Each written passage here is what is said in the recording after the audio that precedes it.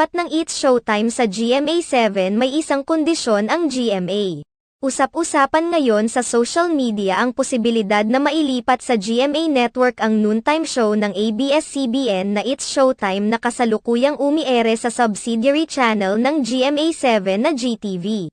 Marami ang nako-curious kung ano ang magbabago sa show kung sakaling sila ang papalit sa nabakanteng time slot matapos ma-call off ang tahanang pinakamasaya. May mga nag-aabang kung sinong kapuso host ang maidadagdag sa It's Showtime family at sino sa mga ito ang magpapalem na sa nasabing show.